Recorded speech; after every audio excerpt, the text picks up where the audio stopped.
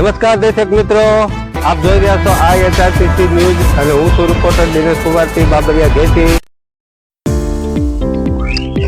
નમસ્કાર દર્શક મિત્રો, વિડીયો સાથે આપનું હાર્દિક સ્વાગત છે. ભાવનગર જિલ્લાના પાલીતાણા તાલુકાના ડુંગરપુરથી આસખણી તરફના માર્ગ પર તાજેતરમાં રીકાર્પેટનું કામ ચાલી રહ્યું હતું, પરંતુ ગ્રામજનો દ્વારા આ માર્ગનો કામને લઈને ઉગ્ર વિરોધ કરવામાં આવી રહ્યો હતો અને સાથે સાથે ગ્રામજનો દ્વારા નવા ડામર રોડનો એક વિડીયો બનાવવામાં પણ આવ્યો હતો અને આ વિડીયોમાં ગ્રામજનો જણાવી રહ્યા છે કે એજન્સી દ્વારા જે કામ કરવામાં આવી રહ્યું છે તે ખૂબ જ નબળી ગુણવત્તાનું અને લોલમલોલ કામ કરવામાં આવી રહ્યું હોવાનો આરોપ લગાવવામાં આવ્યો હતો. કારણ કે જ્યારે પણ માર્ગનું કામ થતું હોય ત્યારે તેની નીચે પરની માટી હટાવી અને ત્યારબાદ ડામર રોડ ટેન્કર પ્રક્રિયાનું અને તેની શરતો મુજબ લગાવવામાં આવતો હોય છે, પરંતુ ગ્રામજનોનો આરોપ છે કે અહીં કોઈ પણ માટી હટાવ્યા વગર સીધો જ ડામર પાથરવામાં આવી રહ્યો છે, જેના કારણે ડામર રોડનું કામ પૂરું થયું નથી. એ પહેલા જ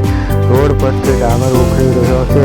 આ બાબતે ગ્રામજનો દ્વારા ભાવનગરના DDO તેમજ જિલ્લા પંચાયતના RMB વિભાગના અધિકારીઓ અને સ્થાનિક પાલિતાણાના RMB વિભાગના ને પણ રજૂઆત સાથે જાણ કરવામાં આવી છે. હું છું રિપોર્ટર દિનેશ કુમારસિંહ બાબરિયા ઘેટી.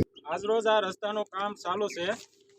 એમાં એવું છે, આ રસ્તાનું કામ એકદમ બોગસ અને બેકાર થાય છે. નીચેની માટી સાફ કરતા નથી અને ઉપર ડામર પાથરી દે છે. તો અમારું એવું કહેવાનું સરકારશ્રીને કે આવા સરકારી એજન્સી અધિકારીઓ અને એજન્સી સામે કડક કાર્યવાહી કરવામાં આવે.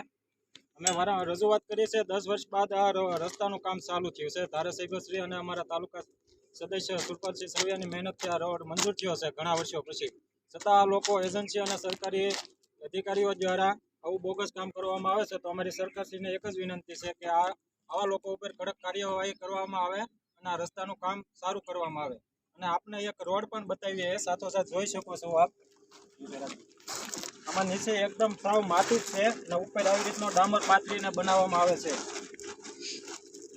આપ જોઈ શકો છો, જો નીચે એકદમ માટી છે. કોઈ પણ પ્રકારનું સાફ સફાઈ કરવામાં આવતી નથી, સીધો ડામર પાથરી દેવામાં આવે છે.